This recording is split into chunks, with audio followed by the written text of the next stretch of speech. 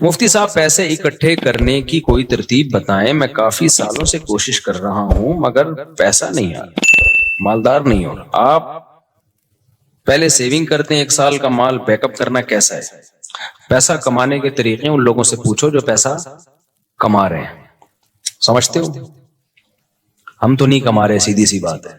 جو تھوڑا بہت تجربوں کے بعد یعنی کمانے کا مطلب کوشش نہیں کر رہے کمانے کی، ہمیں تو بغیر کوشش کے ہی مل رہا ہے، کیونکہ اب تجربے پہلے میں کر چکا ہوں، انویسٹمنٹ کے ڈبو چکا ہوں، پھر مجھے تعلقات کی بیس پہ ایسے ایماندار تاجر مل گئے کہ ان کے ساتھ جب انویسٹمنٹ کی ہے تو وہ ایمانداری کی بیس پہ انہوں نے مجھے نفع دینا شروع کیا۔ تو یہ ہر ایک کو یہ فیسلٹی ملتی نہیں ہے، سمجھتے ہو کہ نہیں سمجھتے؟ تو ایماندار لوگوں کا ملنا بڑا مشکل ہے۔ اب جب انسان کے تعلقات بہت بڑھتے ہیں تو پھر ایماندار لوگ اس کو لاکھوں میں 2-4 مل جاتے ہیں۔ اب آپ کو تو لاکھوں ملیں گے نہیں تو 2-4 کہاں سے ملیں گے اس میں؟ تو یہ جو ہے نا پیسہ کمانے کا، ان لوگوں سے پوچھو جو پیسہ کمانے کے طریقے جانتے ہیں۔ میری تو زندگی پیسے کو لات مارنے میں گزری ہے، نہیں کمانے میں گزری ہے۔ لوگ یہ سن کے حیران ہوتے ہیں مولوی صاحب باتیں کیسی کر رہے ہیں، اور یہ کوئی خوشی کی بات نہیں ہے کہ لات مارنے میں گزری، بیوقوفی کی ہے میں نے، لیکن کی ہے۔ یہ کاروبار میں نے کیا تو جان کر اس کو ٹھپ کرنے کی کوشش کی۔ یعنی میرے پاس کسٹمر جب آتا تھا نا، 2007-8 کی بات کر رہا ہوں، میرا شہد کا بزنس تھا، گھر میں شہد کا اسٹاک پڑا ہوا ہوتا تھا، یہاں بندہ آ کے کہتا تھا جی 1 کلو آپ بیری کا شہد، یہ کیش اماؤنٹ دے رہا ہوں آپ لے آئیں جا کے۔ میں کہتا اوپر کون جائے یار، سیڑھیاں چڑھ کے جانا پڑے گا، لے کر آنا پڑے گا۔ تو میں کہتا تھا ایسا کریں آپ کل آ جائیں، کائنڈلی آپ کب آ جائیں؟ وجہ اس کی یہ تھی کہ مجھے یہ تھا کہ ناشتہ میں نے کر لیا، دوپہر کھانا میں نے کھا لیا، رات کا کھانا پڑا ہوا ہے، مدرسے سے اتنی تنخواہ مل رہی ہے کہ میرا راشن پانی 2 گھروں کا ہو جاتا ہے، مہینے کے بعد کچھ نہیں بچتا تو تنخواہ آ جاتی ہے۔ تو اور اگر جامعہ سے تنخواہ نہیں ملے، بعض دفعہ وہاں بھی حالات ایسے چلتے رہتے ہیں 2-2 مہینے، تو دکان والے سے اتنے تعلقات ہیں وہ کریڈٹ پہ دے دیتا ہے، جب 2 مہینے بعد تنخواہ ملے گی تو 2 مہینے کے اکٹھے پیسے نمٹا دیں گے اس کو۔ تو ایسے ہمارا حساب کتاب چل رہا تھا۔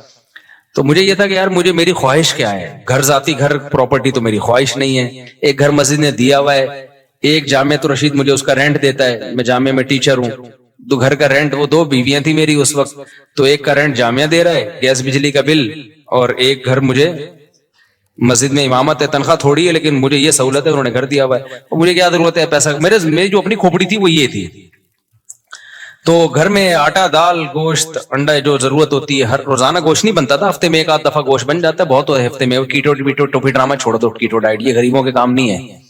غریب آدمی سب کچھ کھا کے بھی ٹھیک رہتا ہے، اور امیر آدمی روزانہ انٹرنیٹ پہ سرچ کر رہا ہوتا ہے کیا کھانا ہے، پھر بھی مر جاتا ہے بہت جلدی۔ تو ظاہر ہے ہم اپنی کیٹو بھی کھائیں گے تو اپنی حیثیت کے حساب سے کھائیں گے نا۔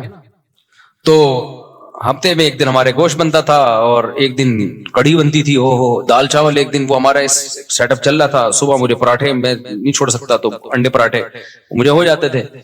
تو میں سوچتا تھا یار میرا تو گزارا ہو رہا ہے، بچوں کی اسکول کی ہم نے ٹینشن لی نہیں، ہم نے کہا پیسے ہوں گے تو اسکول پڑھا دیں گے، نہیں تو بھائی ہوم اسکولنگ، گھر میں رہو بس پڑھو، جتنا اماں کو آتا ہے وہ پڑھا دے گی، جتنا ہمیں آتا ہے ہم پڑھا دیں گے۔ تو اب اس کے بعد مجھے جو میں دل کی، میرے جو دوست احباب ہیں نا، ان سے آپ یہ پوچھ سکتے ہیں، آپ سمجھیں مجھے شو مار رہے ہیں، شو نہیں مار رہا میں اپنی برائی کر رہا ہوں، یہ برائی اس لیے کر رہا ہوں، یہ ٹھیک نہیں ہے، آپ ایسا نہ کریں، کہ ہمارا اپنا مزاج ہمیشہ سے ایسے ہی رہا۔ تو اب یہ کہ یار کیونکہ اب پڑ ہی نہیں رہی سر پہ نا، کوئی ضرورت ہی نہیں آ رہی، جب پڑتی ہے تو پھر آدمی کمانے کی سوچتا ہے، پڑ ہی نہیں رہی سر کے اوپر۔ میری ضرورت تھی پراٹھا، مجھے یاد ہے جب میں نے دوسری شادی کا ارادہ کیا، اچھا پراٹھا بھی گھر کا نہیں، مجھے ہوٹل ہی کا پراٹھا چاہیے، گھر کا نہیں، گھر میں وہ مزہ نہیں آتا پراٹھے میں جتنا بھی اچھا بنا ہو۔ کبھی میرے ساتھ بیٹھ کے پراٹھا کھاؤ تو تمہیں پتا ہے، ایک دن لاہور سے ایک بندے آئے، انہوں نے کہا یہ پراٹھے بیان میں بہت کرتے ہو، میں اس کو لے گیا ہوٹل میں، میں نے ناشتہ کرا، کہہ رہا یار واقعی ایسا پراٹھا آج تک میں نے نہیں کھایا۔ تو وہ بڑے پیٹ کے لیے بہت نقصان دہ ہوتے ہیں، لیکن یہ ذہن میں رکھیے گا، وہ سفید آٹے کے پراٹھے ہوتے ہیں، مزہ بہت ہے یار، ٹھیک ہے۔ تو اب کیا تھا کہ میں نے کہا میری بنیادی ضرورت، بنیادی بھی نہیں ہے، عیاشی ہے پراٹھا، بنیادی ضرورت تو ناشتہ ہے ہی نہیں، 2 ٹائم کی روٹی ہے، ناشتہ تو آپ کی گریوی ہے۔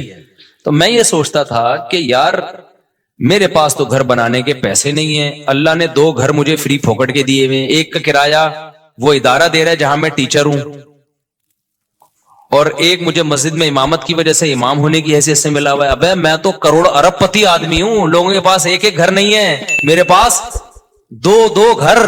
اللہ کی قسم دل میں یہ کیفیت, یہ اوپر اوپر سے نہیں کہہ رہا.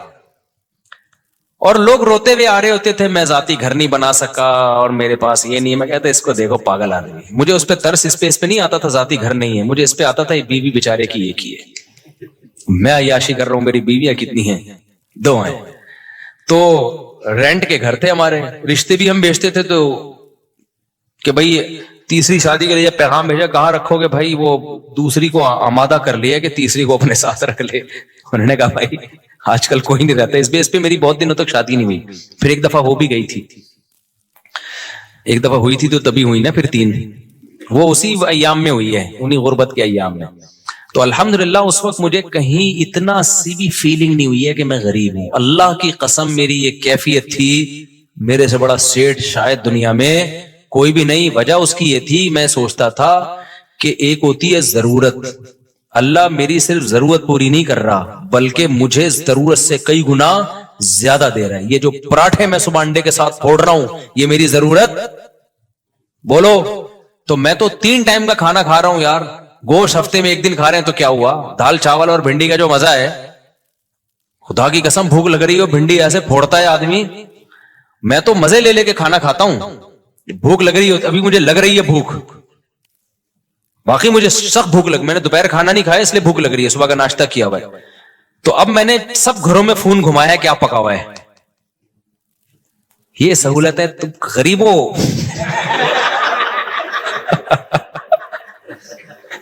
اب میرا تمہیں گالیاں دینے کا دل چاہ رہا ہے. ہم نے فوکس کیا شادیوں کو جو نیچرل ہے, تم فوکس کرتے ہو بحریہ ٹاؤن کو, گاڑیوں کو. یہ نیچرل تھوڑی ہے یار, جو نیچرل لذتیں ہیں وہ تو بیوی اور بچوں میں ہیں. سمجھتے ہو کہ نہیں سمجھتے؟ بیویاں ہونی چاہیے, بچے ہونے چاہیے, وہاں سے محبتیں ملتی ہیں. گاڑی بھی تو تھوڑے دن میں تھی بھر جاتا ہے, پھر آدمی کہتے ہیں اس سے اونچی کی گاڑی, پھر اس کے بعد پھر بڑے بڑے لوگ گاڑیاں بیچ دیتے ہیں, اوبر میں جا رہے ہوتے ہیں. وہ یہ کھلونے ہیں تھوڑے دن کے دل بہلانے کے, ان سے دل بھر جاتا ہے. نہ بیویوں سے دل بھرتا ہے نہ بچوں سے دل بھرتا ہے. یہ تو نیچرل ہے نا, پراٹھے سے دل بھرتا ہے. کبھی روٹی سے دل بھرا کسی کا؟ 1 دن کھائی 2 دن کھائی, اب میں نہیں روٹی کھا رہا, پھر بھوک لگے گی, پھر روٹی کھانے کا دل. یہ نیچرل ہے. تو ہم شروع سے کوشش کرتے ہیں نیچر پہ رہیں بھائی, نیچر پہ رہیں. تو یہ تو بچکانا باتیں, گاڑی بنگلہ بحریہ ٹاؤن, پیسہ بہت دے دیا تو بنا لو, نہیں ہے تو یہ کوئی تھوڑی فضول چیزیں یار. دیواروں اینٹوں سے, میں نے تو اپنی زندگی میں ایسے ایسے لوگوں کو دیکھا اربوں روپے لگا کے انہوں نے شیش محل بنایا, اتنا بہترین گھر, خدا کی قسم رہنا نصیب نہیں ہوا. جس دن گھر تیار ہوا ہارٹ اٹیک ہوا, مر گئے. کاش وہ اربوں روپے لگا کے اپنی صحت کا خیال کر لیتے یا کچھ اور کر لیتے. تو وہ بچے بھی پھر وہ فری پھوکٹ کے پیسہ نہ بیچ باچ کے کھا رہے ہوتے ہیں, عیاشیوں میں اڑا رہے ہوتے ہیں. تو اس لیے ابھی جو ہے وہ میں نے گھروں میں فون گھمایا تو شلجم اور جو ہے گوشت کا شوربہ کہیں نہیں پکا ہوا تھا. تو گارڈوں سے میں نے پوچھا تم لوگوں نے کیا پکایا, انہوں نے کہا شلجم گوشت. میں نے کہا ہم آپ کے ساتھ کھانا کھائیں گے آج. شلجم گوشت شوربے والا تازہ, سب مزہ آتا ہے یار. بڑے گوشت میں نا شلجم ڈال دو, سبزی ڈال کے پکاؤ, بڑا مزہ. تو اتنی خدا کی قسم یہ لذیذ نعمتیں, اللہ بھوک لگ رہی ہو, اچار ہو, دال چاول ہو, کڑی پتے والی, آپ کو لگ نہیں رہی نا, اس لیے آپ کو مزہ نہیں آ رہا. ابھی سموسے کھا کے بیٹھے ہوگے آپ چائے کے ساتھ. جس کو بھوک لگ رہی ہو نا اس کو ہی میری باتوں کو وہ انجوائے کرے گا. مجھے چونکہ لگ رہی ہے, باتوں میں مزہ آتا ہے. یہ نیچرل لذتیں ہیں جن کو یہ مل رہی ہیں, بس وہ عیاشیوں میں ہے بھائی. کیا کرنا ہے ایسی دولت کا, نہ کچھ کھا سکتا ہے نہ. اکثر مالدار ہم نے دیکھے ہیں, ایک آدھ بچہ ان کا, وہی بچہ خراب نکلا, وہی ٹینشن دے رہا ہے, زندگی عذاب بن گئی ان کی. شروع میں پیسے سے برگر اتنے کھا لیے کہ اب کچھ کھانے کے قابل نہیں بچے, اتنا وزن بڑھ گیا ان کا, کھا ہی نہیں سکتے. پراٹھے کا نام سن کے بے ہوش ہو جاتے ہیں وہ. تو سب سے بڑی نعمت صحت ہے, بیوی بچے ہیں, اور سر چھپانے کے لیے جگہ مل جائے, بے شک وہ کرائے ہی کی کیوں نہ ہو. تو میں کہتا یار لوگوں کے پاس ایک جگہ, میرے پاس کتنی ہے, حالانکہ میرا ان میں سے ایک بھی نہیں. مسجد والے جب امامت سے نکالے تو گھر بھی گیا, کیا خیال ہے. تو اور ایک کا کرایہ جامع رشید دے رہا تھا, وہ بھی کرایہ دے رہا تھا, تو انہوں نے کہا لے لو, اور وہ بھی ایک مخصوص کرایہ تھا. تو مجھے لگا کہ یار میرے لیے اتنا بہت ہے, 2 کمروں کا گھر لیا ہوا تھا میں نے. ایک دفعہ ایک صاحب آئے ہمارے گھر, دیکھے 2 کمروں کا گھر ہے, انہوں نے کہا یار مفتی صاحب ممبر پہ باتیں اتنی بڑی بڑی, یہ گھر ہے ٹوٹل. मैंने कहा जितनी बड़ी बातें उससे बड़ा अल्लाह ने घर दिया है हमें अल्हम्दुलिल्लाह। दो कमरे, मेरी जरूरत इससे पूरी हो रही है। उस वक्त मेरे 16 बच्चे थोड़ी थे, 2 बच्चे थे, तो 2 कमरे बहुत हैं, बहुत है 2 कमरे, रह लेते हैं। एक वॉशरूम है, किचन है, थोड़े बहुत। बस एक चीज की मुझे टेंशन थी, धूप नहीं है उसमें, हवा भी थी, धूप नहीं है, तो वो एक टेंशन थी। तो मैं कहता था यार अल्लाह ने सारी अय्याशियां दी हुई हैं, तो एक थोड़ी सी अगर टेंशन दे दी तो क्या है, धूप का इंतजाम नहीं है, क्योंकि सनलाइट मेरे लिए, मैं नहीं बगैर धूप के बगैर गुजारा होता। तो फिर वो ये बड़ी एक टेंशन होती है इंसान को। खैर, तो मैं जब दूसरी की सोच रहा था ना, तो मैं नाश्ते नहीं मुझसे छूट रहे थे होटल के जो खास किस्म का पराठा। तो मुझे याद है मैंने अपने दोस्त के साथ प्लानिंग की, यार मैं दूसरी शादी कर रहा हूं, मेरा खर्चा बढ़ेगा, मुझे ये होटल का पराठा छोड़ना पड़ेगा। आप अंदाजा लगा रहे हो गुर्बत का। लेकिन मैं गरीब ना उस वक्त समझता था ना अब, और हकीकत है हम कहां फंसे गरीब हैं भाई। तो मैंने कहा यार ये मुझे कुर्बानी देनी पड़ेगी, क्योंकि अब मेरे खर्चे डबल हो जाएंगे। तो मुझे अब यहां से क्या करना है, ये अय्याशी जो है ना, अय्याशी पठान होटल के जाके पराठे फोड़, ये अय्याशी मुझे छोड़नी पड़ेगी। लेकिन अल्लाह की कुदरत ऐसी हुई कि वो भी नहीं छोड़नी पड़ी। आप जैसे जैसे शादी करते हैं, बच्चे होते हैं, आपकी सोर्स ऑफ इनकम बढ़ती चली जाती है, कम नहीं होती है, तो कम होती नहीं है किसी कीमत में।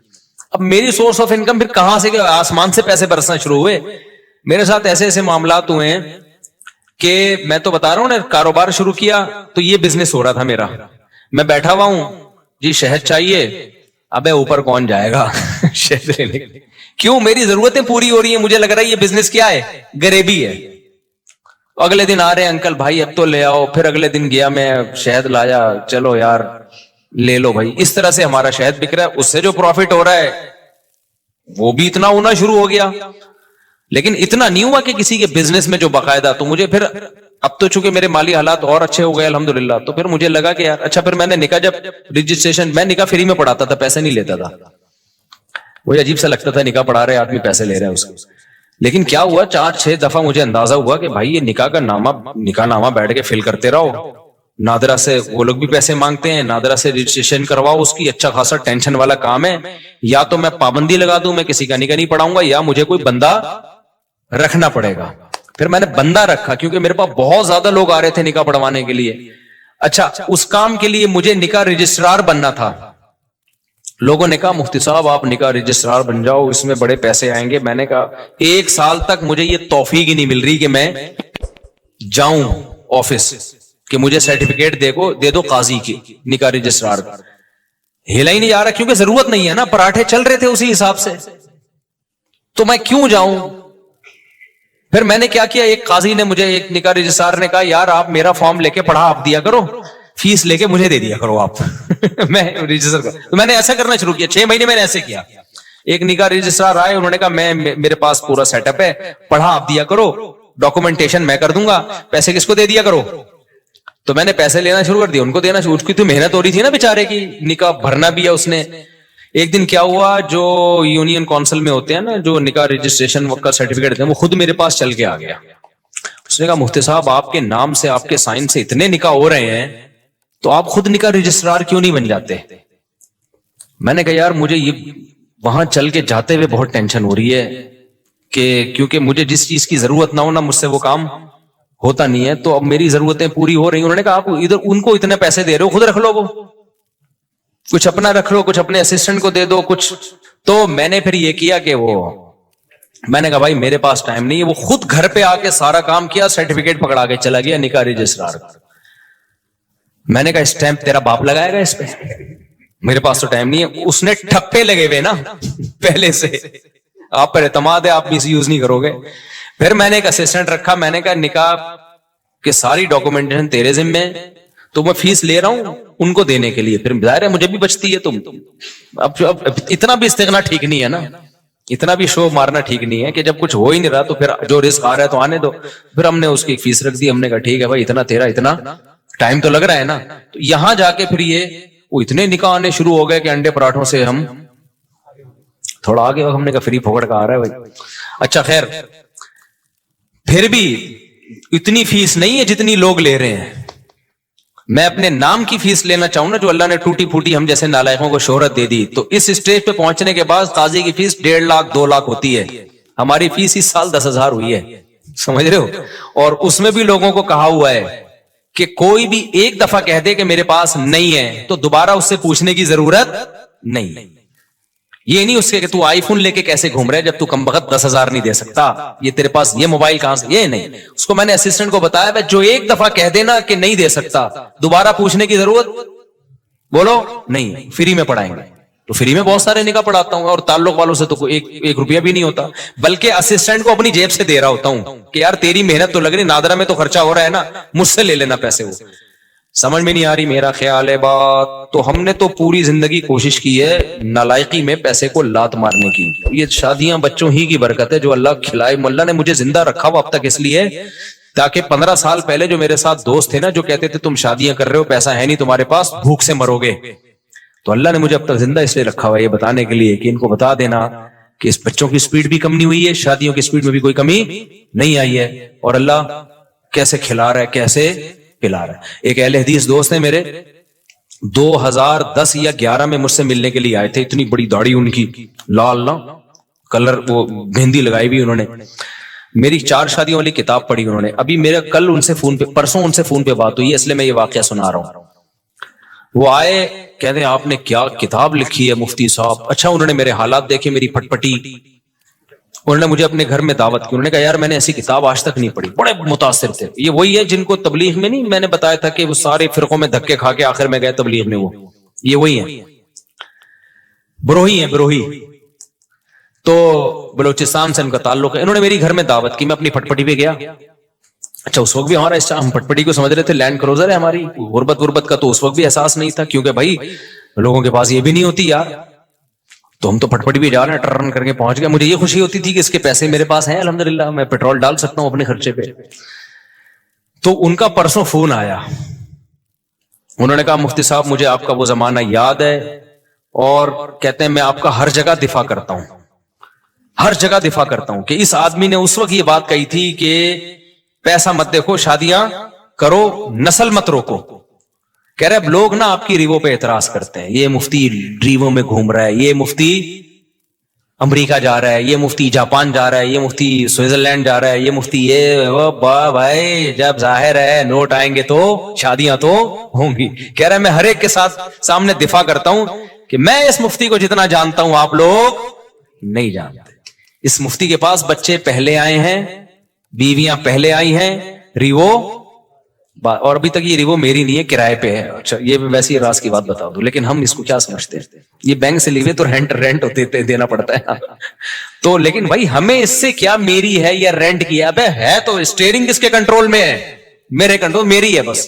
کرائے کا گھر ہے, اگر چابی اس کی میرے پاس ہے تو کس کا گھر ہے وہ, مالک مکان میری پرمیشن کے بغیر نہیں گھس سکتا گھر میں. آئے نا اگر بولو تو کیوں آ رہا ہے بھائی, تو میرا گھر ہے. تو اتنا کافی ہے میرا ہونے کے لیے, اس سے زیادہ کی ہوس مت کرو. پھر بہت پیسہ اللہ نے دے دیا تو ٹھیک ہے. اب مجھے گارڈننگ کا بہت شوق تھا, میرے پاس تو زمین ہی نہیں تھی سبزیاں اگانے کے لیے. تو اب ایک ہے تو گورنمنٹ ہی کی زمین ہی ہے لیکن کسی کام کی نہیں ہے, تو ہم نے یہاں پودے لگانا شروع کر دیے. جب تک کوئی چھیڑ نہیں رہا تو ہم اپنی سمجھ رہے ہیں. ابھی میں نے اس کا ولاگ بھی بنایا ہے, لوگ سمجھ رہے ہیں مصطفیٰ کے بعد بڑا ایریا زبردست, حالانکہ وہ گورنمنٹ کی زمین ہے. لیکن مجھے اس سے کیا کرنا, جب وہ میرے کام میں سبزی اگا کے مجھے دے رہی ہے, میرے ٹماٹر کا شوق پورا کر رہی ہے, میری بھنڈی کا شوق پورا کر رہی ہے, تو ابھی اپنی بھی تو یہی کرتی ہے. اس میں گورنمنٹ تو خوشی ہوگی اچھا کسی کام میں آ رہی ہے. یہ جو نرسری والے ہوتے ہیں یہ تو فٹ پاتھوں پہ لگا رہے ہوتے ہیں نا, یہ جو فٹ پاتھ پہ نہیں, وہ جو بیچ میں روڈ کے بیچ میں جگہ ہوتے ہیں, گورنمنٹ تو چاہتی ہے اچھا ہے گرینری ہوگی, تو بس وہ اپنی سمجھو اس کو یار. تو مجھے کیا کرنا ہے کہ کاغذ میں میرے نام ہو. بھائی جو چیز میرے استعمال میں وہ کس کی ہے, آپ نے پراٹھا اپنے خرچوں سے خرید کے مجھے اس میں شریک کر لیا تو یہ پراٹھا کس کا ہے, میرا ہے. مزہ وہی آئے گا اس میں.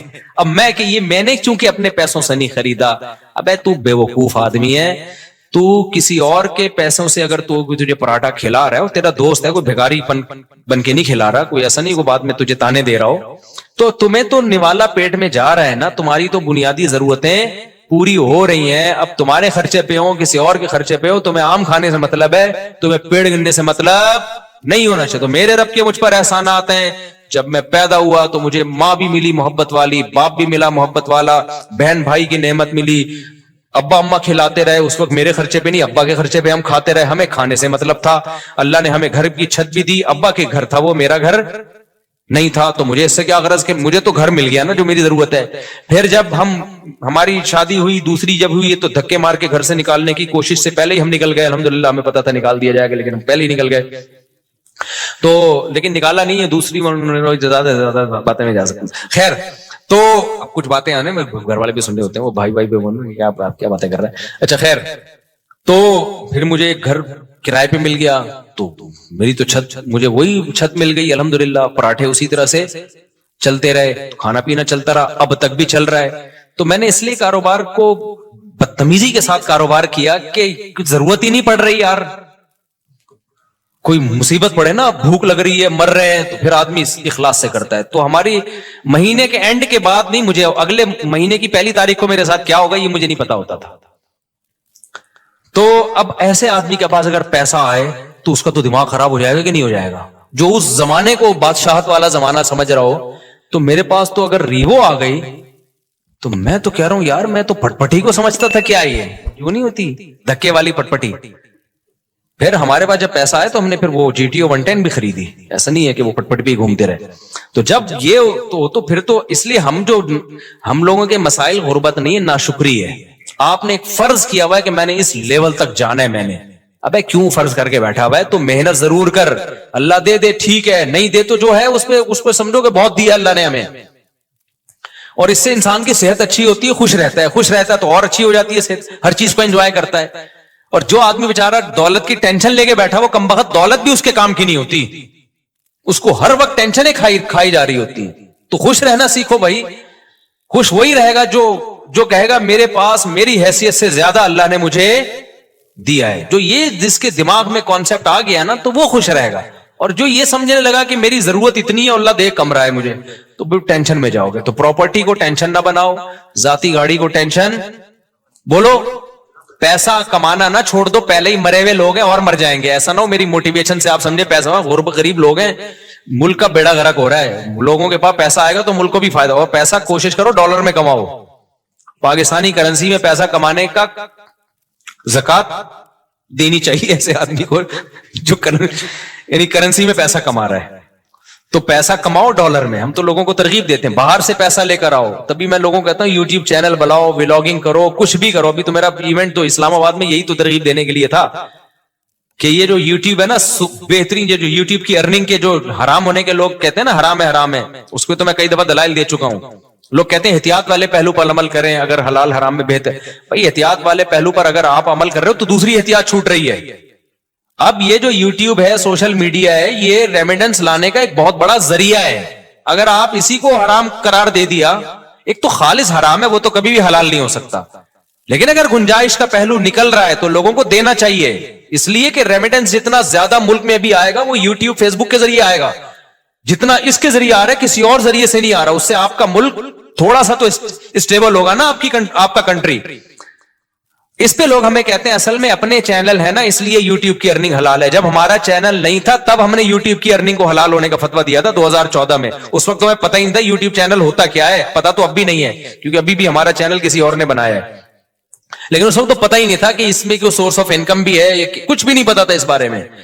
تو اس وقت ہم نے جائز ہونے کا فتویٰ اسی وجہ سے دیا تھا کہ بھائی اس میں دونوں پہلو نکل رہے ہیں, لیکن جائز ہونے والے پہلو کو ترجیح دی جائے گی. کیونکہ اصل جو یوٹیوب سے آپ کو ارننگ ملتی ہے وہ پروڈکٹ کو پروموٹ کرنے کی ملتی ہے. اس میں جو لڑکیاں آ رہی ہیں وہ ایک اضافی چیز ہے, پیسے اس کے نہیں مل رہے. جیسے موبائل کی دکان پہ آپ لڑکی کو بٹھا دو تو بٹھانا غلط کام ہے. آپ نے اگر خود بٹھایا ہو, کسی اور نے بٹھایا تو وہ آپ کو گونا بھی نہیں ملے گا اس کا. تو یوٹیوب ہمارے مشورے سے تھوڑی لا رہا ہوتا ہے وہ اشتہار میں لڑکیوں کو. تو آپ نے اگر موبائل کی دکان پہ لڑکی بٹھا دی ہے تو لڑکی بٹھانا غلط عمل ہے, لیکن اس سے آپ کی ارننگ تھوڑی حرام ہو جائے گی, کیونکہ لڑکی دیکھنے کے پیسے تھوڑی لوگ دے رہے ہیں نا. آپ کو نہیں یاری سمجھ میں میرا خیال ہے.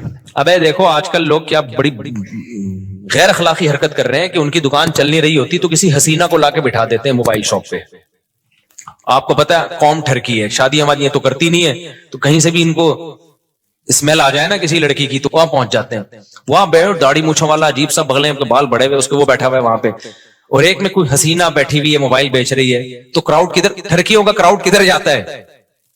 کہتے ہیں چلو موبائل ملا نہ ملا اس بہانے کسی انٹی سے بات کا موقع مل جائے گا تو وہاں چلے جاتے ہیں, موبائل بھی اس بہانے بک جاتا ہے.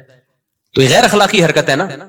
لیکن کوئی مفتی یہ نہیں کہے گا کہ وہ جو موبائل فروخت ہوا ہے اس کی ارننگ حرام ہو گئی ہے, اس لیے کہ ارننگ اس لڑکی سے بات چیت یا بد نظری کی نہیں ہے, اس کو جو پیسے مل رہے ہیں وہ اس موبائل کے عوض میں پیسے مل رہے ہیں.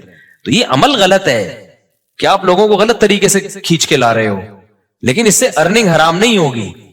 اور یہ بھی عمل جب غلط ہے جب آپ نے کیا ہو. تو یوٹیوب پہ جو مونیٹائزیشن کے بعد آپ کو پیسے ملتے ہیں وہ کمپنیوں کی پروڈکٹ کو پروموٹ کرنے کے پیسے ملتے ہیں. وہ پروموٹ کرنے کے لیے لڑکیوں کو بھی بیچ میں گھسیڑ دیتے ہیں وہ, تو یہ غلط کر رہے ہیں. لیکن یہ آپ غلط نہیں کر رہے, یہ کون غلط کر رہا ہے؟ یہ گوگل غلط کر رہا ہے. تو گوگل ہمارے پاس ہوتا تو ہم نہیں کرنے دیتے اس کو. تو یہ آپ کے اختیار میں تھوڑی ہے. اس کی مثال ہے, آپ نے کرائے پہ کسی کو دکان دے دی موبائل بیچنے کے لیے, آپ نے کہا بھائی مجھے اتنا رینٹ چاہیے, اس نے لڑکی لے جا کے بٹھا دی. لوگ کہیں گے آپ کی دکان میں لڑکیاں بیٹھی ہوئی, آپ کہیں گے بھائی یہ میرے اختیار میں نہیں ہے, یہ میں نے کسی کو رینٹ پہ دی بھی ہے, اور میں نے شراب کی دکان نہیں کھولی, اس پہ شراب بیچنے کی اجازت نہیں ہے. اب وہ بیٹھا ہے, یہ اس کو سمجھاؤ, تبلیغ میں سیر روزہ لگواؤ اس کا, تاکہ وہ یہ کام نہ کرے. تو یہاں بھی ایسا ہی ہو رہا ہے. اس لیے مفتی کا کام ہوتا ہے, جو مفتیان کرام ہوتے ہیں, ہر پہلو سے فتویٰ دو. ہمارے پاس 2013-14 میں یہ یوٹیوب کی مونیٹائزیشن کے سوالات آئے تھے, اس وقت علماء کا پینل بیٹھا تھا پوری ڈیٹیل کے. اس وقت ہمارا کوئی چینل نہیں تھا, نہ ہمارا ارادہ تھا, اور 2-3 سال کے بعد بھی لوگوں نے بتایا کہ چینل آپ مونیٹائز کر لیں. میں نے کہا چھوڑو یار, ہمیں کیا پیسہ کمانا ہے یوٹیوب, وہی ہمارے تو پراٹھے پورے ہو رہے ہیں. تو پھر بھی نہیں کیا ہم نے مونیٹائز. لوگ کما رہے تھے, ہم نے کمانے دیا ان کو. اس کے بعد پھر یہ جو ایڈمن ہے ہمارے یو ایس اے میں, احمد طالب, انہوں نے 18 میں چینل بنایا, انہوں نے خود یہ مونیٹائزیشن کی ہے. مجھے تو مونیٹائزیشن کا لفظ ہی کئی دنوں کے بعد جا کے یاد ہوا تھا کہ یہ کیا ہوتا ہے. پھر پیسہ بھی انہی کے پاس جاتا ہے. انہوں نے کہا ہم نے وہ لوگ رکھنے, امپلائیز رکھنے چینل کو گرو کرنے کے لیے.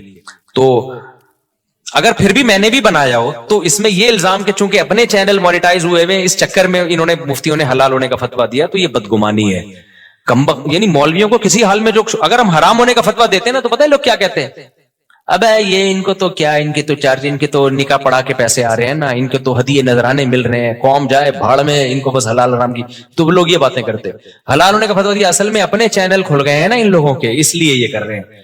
تو وہی ہے ملامتی فرقہ ہے مولوی تو کسی حال میں. اور کچھ مولوی ایسے ہوتے بھی ہیں, 2 نمبر بھی ہوتے ہیں, لیکن ہمارے ہاں جو فتویٰ دیا گیا ہے وہ اس کسی لالچ کی بیس پہ نہیں دیا گیا.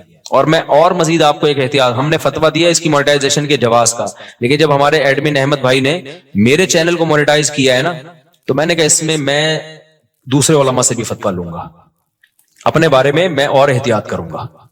ہم نے دوسروں کو تو جواز کا فتویٰ دیا ہے, لیکن اپنے بارے میں اپنی فتوے پر عمل کروں نہ. تو جو ایکسپرٹ مفتیان کرام ہیں, جو مجھ سے بھی زیادہ ایکسپرٹ ہے, آدھا 1-1 گھنٹہ میں نے بیٹھ کے ان سے پھر اس پہ ڈسکشن کی ہے کہ بھئی اور بھی جتنے پہلوؤں کے لحاظ سے اس پہ غور کیا جا سکتا ہے. تو یہ بات کہاں سے چلی تھی؟ تو یہ مجھ سے پوچھ رہے ہیں کہ پیسہ کمانے کا طریقہ. تو میرے پاس تو ایک ہی طریقہ ہے, شادیاں کرو, بچے اسپیڈ سے پیدا کرو, جب ضرورت بڑھے گی تو رزق کے دروازے بھی بڑھ جائیں گے. لیکن ایسا ہے نہیں, بچے بھی اسپیڈ سے پیدا کرو, رزق کمانے کی کوشش بھی کرو. آپشنل ہمارے ساتھ ایسا ہو گیا کہ ہم نے رزق کو لات ماری, پھر بھی رزق آ گیا. لیکن اللہ کا قانون یہ نہیں ہے. قانون اللہ کا یہ ہے کہ آپ کو شادی بھی کرنی ہے اور کمانے کی فکر بھی. میرے ساتھ شاید اس لیے بھی ہو گیا ہو کہ ہم تو دین کی خدمت کے لیے, میں نے وقف کیا اپنے آپ کو کہ یار ہم ساری زندگی دین کی خدمت کریں گے. تو شاید اللہ کی کوئی رحمت ہو گئی ہو کہ چلو یار ایک بندہ دین کی خدمت میں لگا ہوا ہے, اور عبرت کا نشان نہ بن جائے کہیں 4 شادیوں کے بعد سارا فلسفہ ہی دفن ہو جائے شاید. اور یہ بھی ڈھیل بھی ہو سکتی ہے اللہ کی طرف سے, استدراج بھی, کہ اللہ تعالیٰ میرے کسی عمل سے ناخوش ہوں, اللہ بچائے ایسی بات سے. لیکن بہرحال اللہ کہ ٹھیک ہے ابھی کھا لے بیٹا, تجھے پکڑوں گا میں, اللہ بچا کے. یہ بھی ڈر لگتا ہے ہمیں تو یہ بہت سارے ہو سکتے ہیں. لیکن جو شریعت کا اصول, قاعدہ اور ضابطہ ہے کہ جیسے نماز پڑھنا فرض ہے, رزق حلال کمانا اور اس کی کوشش کرنا بھی اسی طریقے سے فرض ہے. تبھی میں ان دنوں میں بھی تعریف کے طور پر یہ باتیں نہیں کرتا تھا. میں کہتا یار یہ میں نالائق ہوں, مجھے کرنا چاہیے. جو میرے بچوں کی سپیڈ اسی سپیڈ سے پیدا ہو رہے ہیں, تو مجھے ان کے فیوچر کی فکر کرنی چاہیے, کچھ کاروبار کرنا چاہیے, کچھ جو ہے نا کمانے کی فکر کرنی چاہیے. تو یہ فکر کرنا فرض ہے. ایسے توکل جائز نہیں ہے کہ ہاتھ پہ ہاتھ رکھ کے بیٹھے رہو کہ چیچو کے پراٹھے کا خرچہ پورا ہو رہا ہے. تو کل جب غربت آئی نا تو پھر بہت بڑی مصیبت کھڑی ہو جاتی ہے. چاروں بیویاں مل کے تمہیں چترول لگائیں گے پھر صحیح بات کہ دکان پکوڑوں کی اور باتیں. تو مذہب کی جو میرے بھائی ہمیں ضرورت ہے انسان کو انسان بنانے کے لیے مذہب کی سب سے زیادہ ضرورت ہے، ورنہ انسان کا بچہ نہیں بن سکتا۔ ہاں گڑبڑ پتہ ہے کیا کرے گا انسان بڑا ہوشیار ہے، وہ کرتا یہ ہے کہ جب اس نے مذہب سے بغاوت کی ہے تو تہذیب سے دور ہونا شروع ہو گیا۔ میں نے تو بتایا نا کہ جتنا آپ ماضی میں جائیں گے پیغمبروں کے قریب ہوں گے، انسانوں میں تہذیب زیادہ۔ ہاں آپ کچھ ایسی قوموں کی مثالیں نہ دیں جو پیغمبروں سے دور ہو گئی تھی، وہ تو پھر ان میں تو وحشت نظر ہے۔ جو پیغمبروں کے قریب قومیں ہوں گی ان میں تہذیب بولو زیادہ۔ اب جیسے جیسے آپ مذہب سے دور ہو گئے نا آپ میں تہذیب ختم ہوگی، لیکن شیطان ایک کام آپ سے کرا دے گا، آپ میں اخلاقی برائیاں پیدا کرے گا اور ان اخلاقی برائیوں پہ لیبل تہذیب کا لگا دے گا۔ اس لیے میں ایک مثال دیتا ہوں، کراچی میں بہت دفعہ دی ہے میں نے کہا دیکھو ہمارے ہاں کراچی میں ہیروئن کی اور چرسیوں کی کوئی عزت ہے؟ بولو نا۔ آپ کی بیٹی کے لیے رشتہ لے کے آیا ایک صاحب، آپ کیا کرتے ہیں؟ جی میں چرس پیتا ہوں۔ بھگا دو گے نا فوراً، بھائی تو کیا انسان کا بچہ ہے یار، کیونکہ چرس پینا مہذب لوگوں کا کام بولو نہیں۔ اب جب مذہب سے رشتہ دور ہوا نا تو لوگوں میں نشہ کم ہو رہا ہے یا زیادہ ہو رہا ہے؟ بولو نا یار۔ لوگ یہاں بھی بہت پریشان ہیں، ہمارا بچہ پینے لگا ہے۔ اچھا شراب بھی ایسی چیز ہے، بچی کے لیے وہ رشتہ لینے کے لیے آیا، کیا کرتے ہو؟ انکل یہ پیتا ہوں۔ آپ کم از کم پاکستان میں تو کوئی میرا خیال نہیں دے گا، بولے بھائی نکل یہاں سے۔ اب شراب بڑھ گئی، زنا، دیکھو انسانوں میں جانوروں میں فرق کیا ہے؟ جانور وداؤٹ میرج رہتے ہیں، انسان ہمیشہ سے شادی کر کے رہتے ہیں۔ جانوروں کا تو ایسے ہی رشتہ ہوتا ہے، فزیکل ریلیشن ہوتا ہے۔ اب میں کیا جانوروں کی مثال دوں، آپ خود عقل مند ہیں، کوئی ان کی گدھے کا ماموں سنا کبھی آپ نے؟ آپ کا نے گدھا پالا ہوا، یہ میرا گدھا ہے، یہ اس کا ماموں، یہ اس کی نانی، یہ اس کی دادی، یہ اس کی ساس، یہ اس کا سسر، یہ اس کی بہو، یہ اس کی بیٹی، یہ اس کی پوتی۔ نہ کیوں بھائی؟ نکاح نہیں ہے ان میں، شادی نہیں ہے۔ ریلیشن نسل بڑھانے کے لیے نا نکاح کی ضرورت نہیں ہے، رشتے بنانے کے لیے کس کی ضرورت ہے؟ شادی کی ضرورت ہے۔ تبھی پیغمبر زنا سے بہت دور بھاگے ہیں۔ یوسف علیہ السلام مصر میں تھے، اجنبی ملک میں جس عورت کے محل میں پلے بڑے ہیں وہی عاشق ہو گئی، اور بادشاہ کی عزیز مصر کی بیوی ہے، وہ کم خوبصورت نہیں ہوگی۔ ظاہر ہے بادشاہوں کی تو پھر معیار بہت اونچا ہوتا ہے۔ کسی نے کہا کہ ایک بنگلہ دیش کی حسینہ ہے جو شیخ حسینہ ہے، اور ایک شیخ کی حسینہ ہے، دونوں میں کتنا فرق ہوتا ہے؟ کیا خیال ہے؟ ایک ہے شیخ حسینہ اور ایک ہے شیخ کی حسینہ۔ شیخ کی حسینہ واقعی حسینہ ہوگی، شیخ حسینہ کے لیے حسینہ ہونا ضروری نہیں ہے، کیونکہ شیخ کے پاس پیسہ ہے، اس کی کوئی حسینہ ہوگی تو وہ واقعی حسینہ ہوگی۔ تو خیر اس پہ اور بھی بہت کچھ کہنے کا ہے، لیکن ٹاپک چینج ہو جائے گا۔ تو آپ سوچو عزیز مصر کی بیوی کتنی خوبصورت ہوگی، اور بند کمرے میں یوسف علیہ السلام جوان۔ انبیاء میں جسمانی طاقت بہت زیادہ ہوتی ہے، مردانہ طاقت بہت زیادہ ہوتی ہے۔ ایک خوبصورت عورت کمرہ بند کر کے ان کو دعوت زنا دے رہی ہے، کوئی پوچھنے والا نہیں ہے۔ خطرہ یہ ہے کہ اگر اس کی مراد پوری نہیں کی تو الزام میرے اوپر آ جائے گا۔ کتنا مجبور ہو سکتا ہے نا انسان کے میرے اوپر انگلی، اور عورت جب الزام لگا دے تو لوگ مان لیتے ہیں اس کو کہ بھئی کنوارا بھی ہے، اپنے ملک سے بھی دور ہے، اور جوان بھی ہے، خوبصورت بھی ہے، اور ایک خوبصورت عورت دعوت دے رہی ہے، تو لوگ کس کو الزام لگائیں گے؟ ہوا بھی ایسے ہی، یوسف علیہ السلام کو جیل میں ڈال دیا۔ کس قدر کوشش کی ہے اس نے یوسف علیہ السلام کو ورغلانے کی، بھڑکانے کی، بھاگی ان کے پیچھے۔ اور قرآن کیا کہہ رہا ہے؟ یوسف علیہ السلام نامرد نہیں تھے، وَلَقَدْ هَمَّتْ بِهِ وَهَمَّ بِهَا۔ یوسف علیہ السلام کے دل میں بھی جذبات تھے، عورت کی طرف میلان جو ایک مرد کا ہوتا ہے وہ تھا، بھرپور میلان تھا یوسف علیہ السلام کے دل میں، لیکن کیا فرمایا؟ معاذ اللہ، اللہ کی پناہ، انہ ربی احسن مثوایا، میرے اللہ نے کیسا ٹھکانہ دے دیا مجھے ایک دوسرے ملک میں، میں اس خدا کو کیسے ناراض کروں؟ مذہب کی موٹیویشن کے بغیر زنا سے بچنا ممکن بولو نہیں ہے۔ خدا کے حکم پہ قربانی دے گا انسان، کسی لا پہ ایسی قربانی نہیں دے سکتا، تبھی تو نہیں دی ہے، تبھی تو پوری دنیا میں زنا پھیل گیا۔ اس کی کیا تباہی و بربادی، انسانیت کیسی تباہ ہوئی ہے اس زنا سے۔ آپ دیکھو بچے بغیر باپ کے، ہمارے ہاں کوئی یتیم ہو جائے ساری دنیا زکاتیں دیتی ہے اس کو، اور جس قوم میں زنا ہے وہاں بچہ بغیر باپ کے پیدا ہو رہا ہے۔ کیا حال کر دیا ان بچوں کا، کس قدر موقع ملا یوسف علیہ السلام. پھر اس نے جو زلیخا اور اس کی عورتوں نے کیا دھمکی دی ہے کہ اگر تو نے ہماری بات نہ مانی ہم الزام تم پہ لگا کے جیل میں بھیج دیں گے. یوسف علیہ السلام نے کیا فرمایا؟ رب السجن احب الی مما یدعوننی الیہ. اے اللہ جس بدکاری کی طرف یہ عورتیں مجھے دعوت دے رہی ہیں نا، جو گدھے گھوڑوں اور جانوروں کا کام ہے، اس سے مجھے جیل کی زندگی زیادہ محبوب ہے. اگر خدائی حکم نہ ہونا انسان کے سامنے، دیکھو خدا ایک ایسی ذات ہے جس کے آرڈر کے سامنے لاجک انسان نہیں بیان کر سکتا.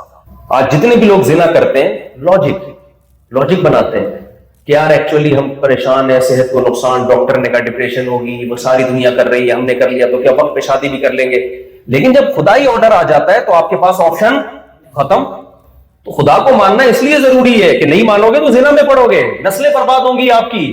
اور زنا کے چسکے تھوڑے دنوں کے ہیں، اس کے بعد جیسے جیسے عمر ڈھلکتی ہے بے سکونی کے کانٹے دل میں چبھنا شروع. خاندان انہی لوگوں کا آباد ہوتا ہے جو نکاح کو پروموٹ کرتے ہیں، ان کو بڑھاپے میں بچوں سے سکون ملتا ہے. جو نکاح کو فوکس نہیں کرتے، بچوں کو بھی پتا چلتا ہے میرا باپ زنا کرتا ہے یا میری ماں زنا کرتی ہے، وہ بچے بھی زنا کی طرف جاتے ہیں. آپ کی گرفت آپ کی اولاد پہ ختم ہو جاتی ہے گرفت. بڑھاپا بہت خطرناک گزرے گا تمہارا. تو یوسف علیہ السلام نے جیل کی زندگی کو ترجیح دی ہے کس پر؟ بدکاری پر. حالانکہ ان کو تو ضرورت تھی بھائی، بہت شدید ضرورت. ہو سکتا ہے کوئی ڈاکٹر بیٹھا ہوا ہوتا وہاں پہ نفسیاتی ڈاکٹر، لوگوں کو بعض دفعہ الٹے کاموں پہ لگا دیتے ہیں. ڈپریشن سے بچنے کے لیے یہ کریں، وہ بھائی یہ نشے کی طرح ہے. آپ نے ڈپریشن سے بچنے کے لیے چرس پلا دی، وہ کیا ہو گیا پھر؟ چرسی. تو اب دنیا نے کیا کیا میرے بھائی؟ دنیا نے جب مذہب سے رشتہ توڑا ہے تو آہستہ آہستہ اخلاقی برائیاں آنا شروع. فیملی سسٹم ختم، برباد. بہت سے جانور بھی جوڑے بنا کے رہتے ہیں. جانور بھی، کبوتروں کو ہم نے دیکھا ہے بھائی، جوڑے بنا کے رہتے ہیں، مل جل کے بچوں کو پالتے ہیں. اللہ نے جانوروں میں بھی مثالیں رکھی ہیں کہ جانوروں میں بھی دو قسمیں ہیں. لیکن انسان ایسا آزاد ہوتا چلا جا رہا ہے کہ اس نے زنا سوسائٹی میں اتنا عام کر دیا، اور پھر جرم یہ کیا، ہماری سوسائٹی میں شراب بھی آ گئی، ہماری سوسائٹی میں زنا بھی آ گیا، ماں باپ کو ستانا بھی آ گیا.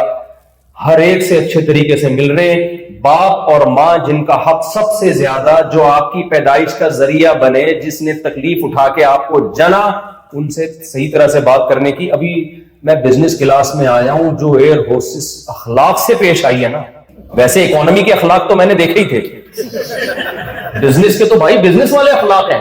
ایسے اخلاق یار، بار بار چائے کافی، بڑی تمیز سے یار. مطلب گھر میں بھی ایسا ماحول نہیں ہوتا. آدمی کہتا ہے میں بار بار سوچ رہا ہوں یار ان کو کس نے اتنا سمجھایا ہے بھائی، اس اخلاق کے پیچھے کیا ہے؟ ایسے اللہ یہ والے اخلاق چاہتے ہیں، بیٹی ماں کے ساتھ یہ اخلاق رکھے. لوگ کہتے ہیں ہم سے نہیں ہوتا بھائی، وہ ایئر ہوسٹس سے کیسے ہو گیا؟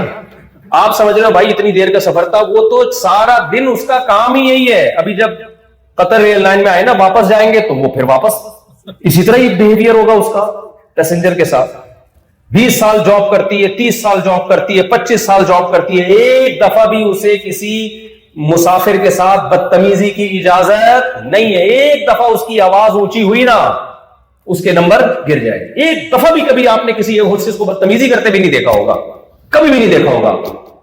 لیکن آپ نے بیسیوں اولادوں کو، بیٹوں کو باپ کے ساتھ، بیٹیوں کو ماں کے ساتھ بدتمیزی کرتے ہوئے دیکھا ہوگا. کیوں؟ ان کی زندگی گاڈ لیس، خدا نہیں ہے ان کی زندگی میں. جب خدا زندگی سے نکلتا ہے تو باپ بیٹے کو پیسے دینا کہ بیٹا اتنے پیسے لے لے، آواز کیا کر، آہستہ. فوراً آواز کیا کر لے گا؟ آہستہ کر لے. اللہ جنت دے رہا ہے، ماں باپ کے قدموں میں جنت ہے، ان کے سامنے اف مت کرو. اتنے فضائل سنا رہا ہے، لیکن ماں اور باپ کے سامنے اولادوں کی آوازیں کنٹرول نہیں. ان کے خلاف FIR بھی کٹوا رہے ہیں، ان کی جائیدادوں پہ بھی زندگی میں قبضے کی باتیں ہو رہی ہیں. ان کو اجازت ہی نہیں ہے کہ آپ کو ڈانٹ سکیں وہ. تو بھائی مذہب سے رشتہ آپ کو مضبوط کرنا پڑے گا، ورنہ ایسی کی تیسی ہو جائے گی. تو انسان نے کیا کیا؟ تہذیب سے دور ہوتا چلا گیا. جب مذہب سے رشتہ کمزور، تو کام کیا کیا انسان نے؟ بڑی 2 نمبری کی. اسی بد تہذیبی پہ لیبل لگا دیا تہذیب کا. اس کی اکثر میں ایک مثال دیتا ہوں، وقت چونکہ پورا ہو گیا ہے. تو یہ کتنے بجے اذان ہے؟ 45 میں پورے اذان ابھی. اچھا 9:45. ابھی کیا ٹائم ہے؟ اچھا تھوڑا سا. تو دیکھو میں وہ مثال دے رہا تھا, رشتہ کی مثالیں جلدی آسانی سمجھ میں آ جاتی ہیں. رشتہ لینے کے لیے آیا جی, کیا کرتے ہو؟ پیتا ہوں. ہے بھائی, کیا کرتے ہو؟ جی چرس پیتا ہوں, شراب پیتا ہوں. آپ بولو گے یہ تہذیب یافتہ ہے یا بد تہذیبہ؟ بد تہذیب, دفاع ہو یہاں سے. لیکن جب چرس سوسائٹی میں عام ہو جائے اور چرس پینے والے تہذیب کے ٹھیکیدار بن جائیں تو پھر وہ پتہ ہے کیا کریں گے؟ چرس تہذیب کی ایک علامت, ماڈرن ہونے کی, یہ اس کی علامت ہے براڈ مائنڈڈ ہے. پھر وہ چرس کا نام چینج ہوگا اینٹی ڈپریشن ٹیبلٹ, اور وہ بہترین پیکنگ میں ملا کرے گی. اسے برساتی نالوں کے اندر بیٹھ کے پینے پر گورنمنٹ پابندی لگائے گی کہ اس سے چرس کیا ہوتی ہے؟ بدنام. بڑے لوگ پیا کریں گے اور بڑی خوبصورت محفلوں میں اینٹی ڈپریشن ٹیبلٹ صاحب لیتے ہیں جی, کیونکہ بڑے آدمی. چھوٹے لوگوں, غریبوں کی بیماریاں پتہ ہے آپ کو؟ غریبوں کی بیماریاں کھانسی, نزلہ, اور چھینک رہا ہے, بار بار ناک وہ کر رہا ہے, خارش لگی ہوئی ہے, یہ غریبوں کی بیماری.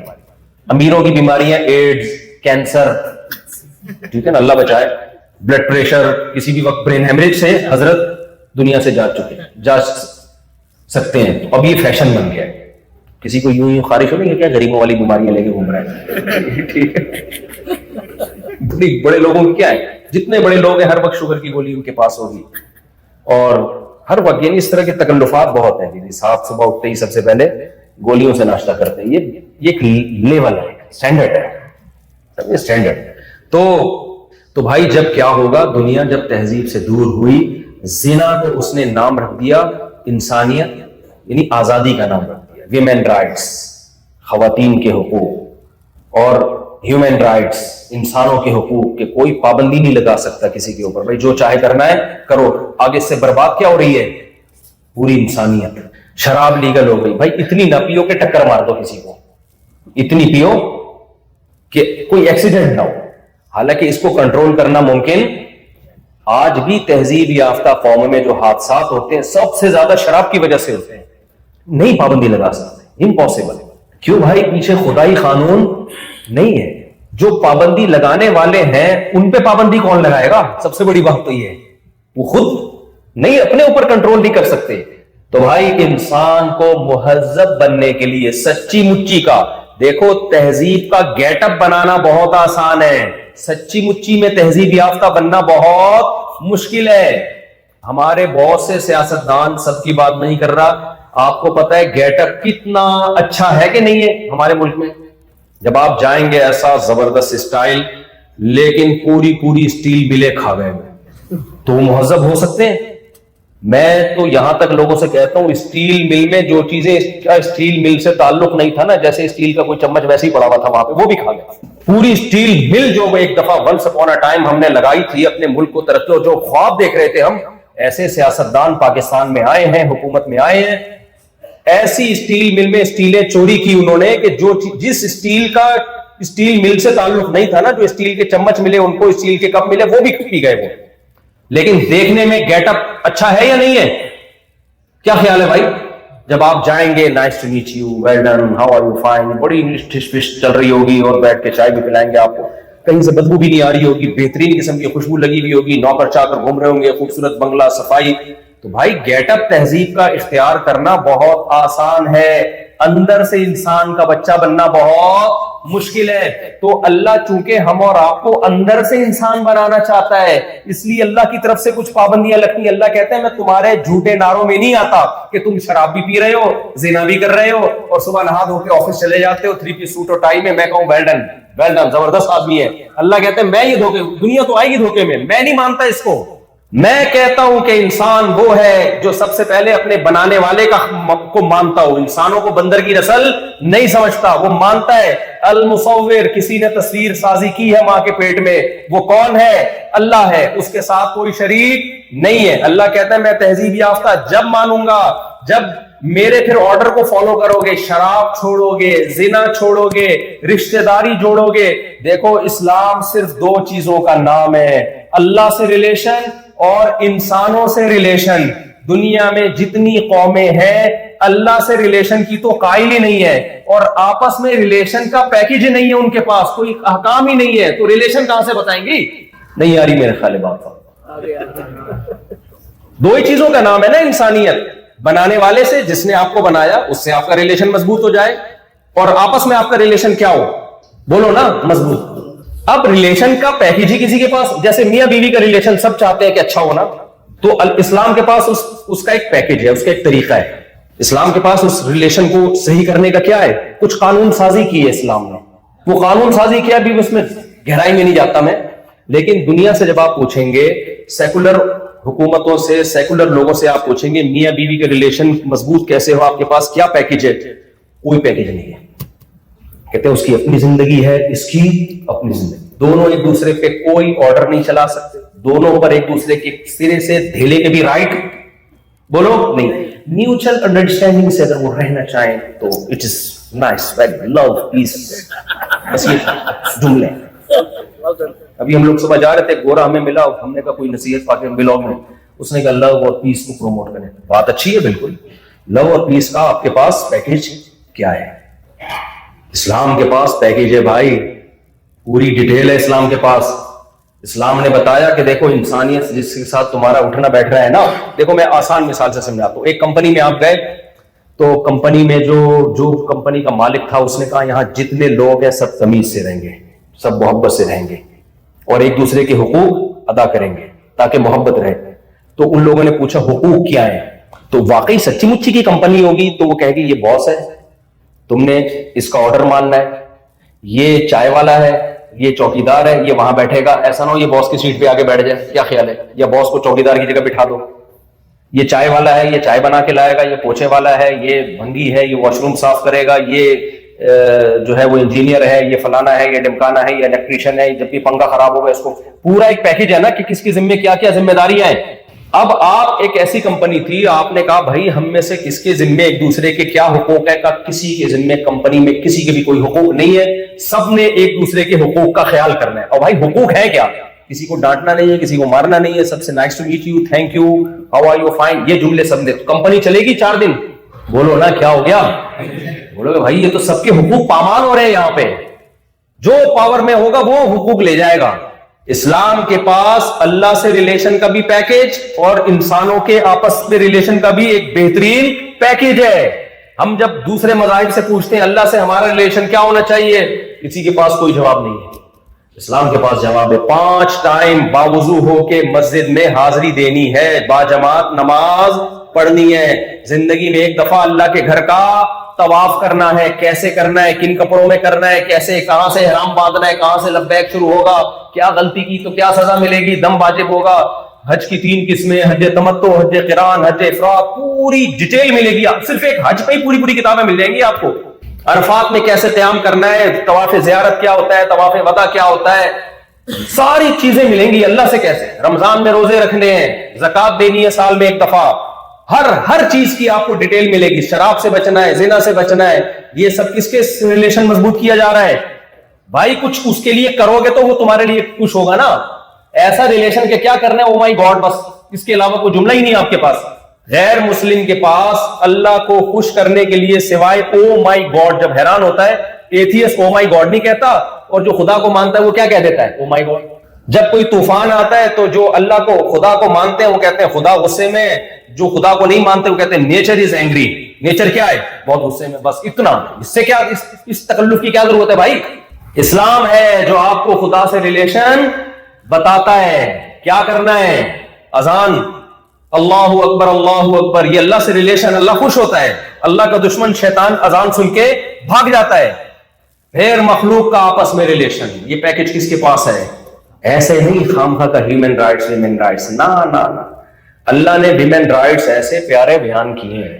اللہ نے کہا دیکھو یہ جو ویمن ہے نا، یہ تمہاری ماں ہے تو اس کے الگ رائٹس، یہ تمہاری بہن ہے تو اس کے، آپ پلیز بول لیں کیونکہ میرے بھی کچھ رائٹس ہیں، یہ تمہاری بہن ہے تو اس کے الگ رائٹس، تمہاری بیٹی ہے تو اس کے الگ رائٹس، دادی نانی ہے اس کے الگ رائٹس، بیوی ہے اس کے الگ رائٹس۔ مردوں کے بھی حقوق ہیں، یک طرفہ معاملہ نہیں ہے، عورت کو حقوق دیے، تمہارا ہسبینڈ ہے اتفاق سے اس کے بھی کچھ حقوق، دل تو نہیں چاہ رہا کہ ہوں لیکن بہرحال ہیں۔ اس خاتون کا دل چاہتا ہے میاں کے حقوق پر بیان ہو، لیکن اللہ نے بتا دیا بھائی کچھ بیچارے اس فضول سے آدمی کے بھی کچھ حقوق ہیں۔ وہ کتنا خواتین کا خیال کرتا ہوں، جب خواتین کی بات آئی تو کوئی ایسا لفظ میں نے استعمال کیا مردوں کی بات آ رہی ہے, اس فضول آدمی کے بھی کچھ حقوق. مسجد نہ ہوتی تو اور آگے جاتا میں. مسجد کا تقدس ہے, وہ گالیاں میں دے نہیں پا رہا ہوں. تو بھائی جب تک وہ حقوق آپ کو پتا نہیں ہوں گے, آپس کا ریلیشن مضبوط نہیں ہوگا. ریلیشن مضبوط نہیں ہوگا. تو اسلام ہے جو آپ کو خدا سے ریلیشن بھی سکھاتا ہے اور مخلوق کے آپس کے ریلیشن بھی بتاتا ہے. اور کام اسلام نے بڑا خاندانی کیا. اسلام نے کہا لیس الواصل بالمکافات. جب اسلام رشتہ داری جوڑنے کا, اچھا اسلام نے یہ بھی کہا رشتہ داروں کے ساتھ الگ معاملہ, جو رشتہ دار نہیں ہے ان کے ساتھ معاملہ الگ. وَأُولُو الْأَرْحَامِ بَعْضُهُمْ أَوْلَى بِبَعْضٍ فِي كِتَابِ اللَّهِ. اگر تمہارا کسی سے بلڈ ریلیشن ہے تو اس کا حق دوسرے سے زیادہ ہے. بھائی کا حق دوست سے زیادہ ہے. بھائی پہ خرچ کرو گے دگنا ثواب, دوست پہ خرچ کرو گے 1 گنا ثواب ملے گا, کیونکہ اس کا آپ کا خونی رشتہ ہے. تو رشتوں کو ویلیو دی اسلام نے. یہ سارا پیکج, اس پہ تو کئی گھنٹے بیان ہو سکتا ہے کہ پوری اس کی ڈیٹیل اسلام نے بتائی ہے.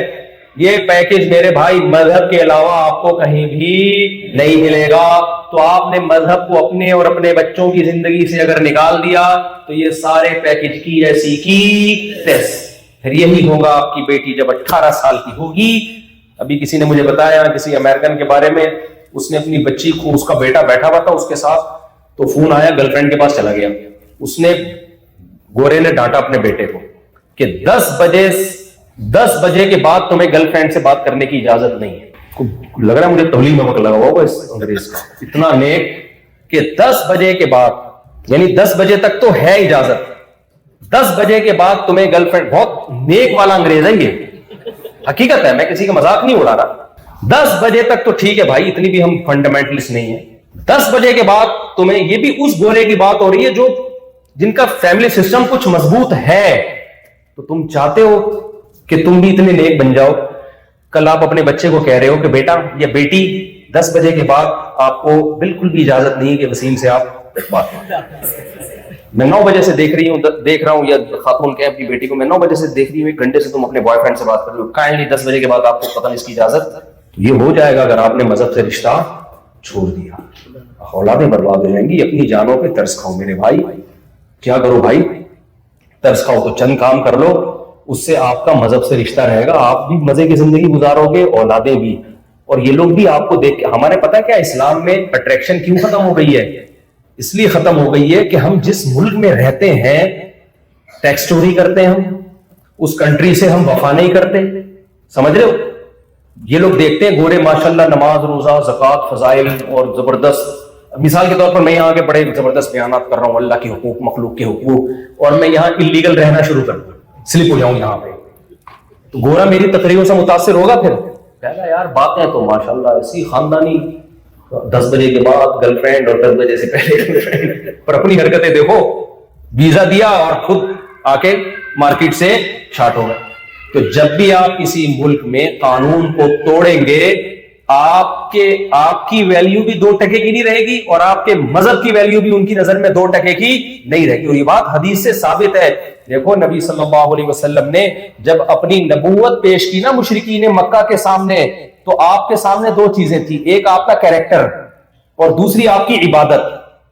آپ غار حرا میں عبادت کرتے تھے کہ نہیں کرتے تھے؟ سب کو پتا ہے نا, نبوت سے پہلے بھی آپ بہت عبادت کیا کرتے تھے. تو آپ صلی اللہ علیہ وسلم نے جب مشرکین مکہ کو بلایا تو مشرکین مکہ کی زبان سے یہ نکلوایا کہ میں امانت دار اور سچا ہوں یا نہیں, صادق اور امین. کیریکٹر سے تعلق ہے نا صادق اور امین ہونے کا. اے بھائی ایک آدمی چوری کرتا ہے, جھوٹ بولتا ہے, تو لوگ کہتے ہیں کیریکٹر لیس زندگی ہے. یہی کہتے ہیں نا, کیریکٹر کسے کہتے ہیں؟ زبان سچی ہو, 2 نمبری نہ کر رہے ہو, چوریاں چکاریاں نہ کر رہے ہو, معاہدوں کی خلاف ورزی نہ کر رہے ہو, امانتوں میں خیانت نہ کر رہے ہو.